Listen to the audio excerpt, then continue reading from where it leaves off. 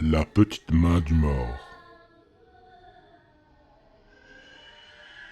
Les contes édifiants sont rares dans nos villages, où l'on sépare les genres, les serments à l'église, la terreur et la malice, et aux veillées. Pourtant, voici un récit moral, assez effrayant pour avoir été raconté par quelques générations de narrateurs et de narratrices rustiques.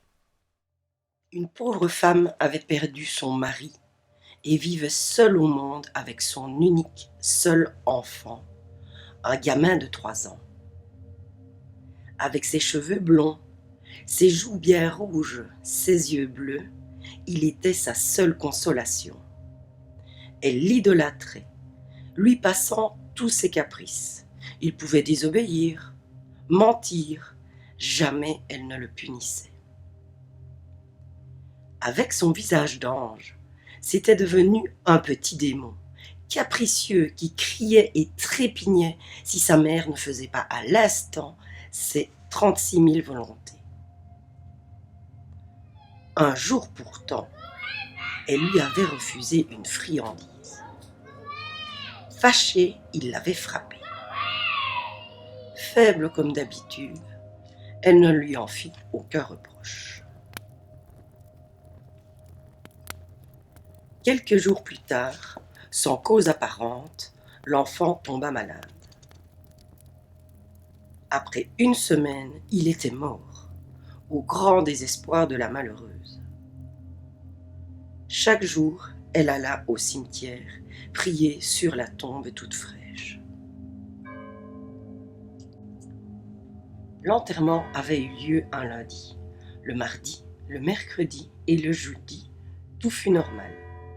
Le vendredi, la mère vit avec terreur une petite main sortir du tertre de terre fraîchement remuée.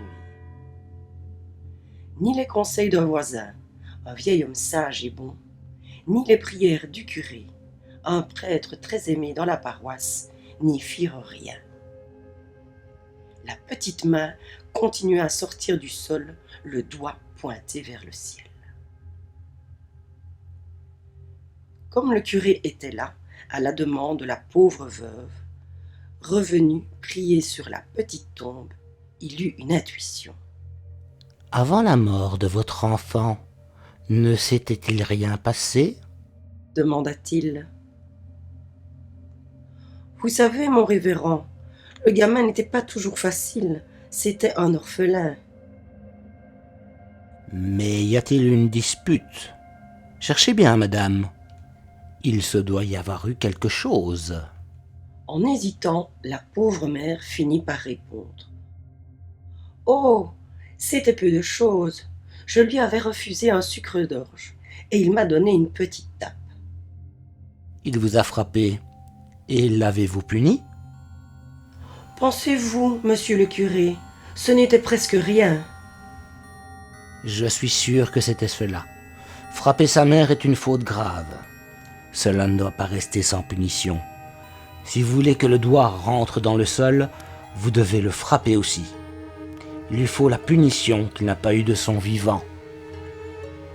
Mais Monsieur le curé, jamais je n'oserais. Le pauvre enfant. Si vous ne le faites pas, jamais il n'aura la paix. C'est ce qui décida la veuve. Le curé lui tendit la main, plus morte que vive.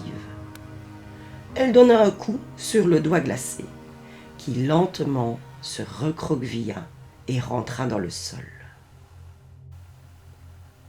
Maintenant, il reposera tranquille, comme les enfants de son âge, dit le curé, en ramenant chez elle sa paroissienne.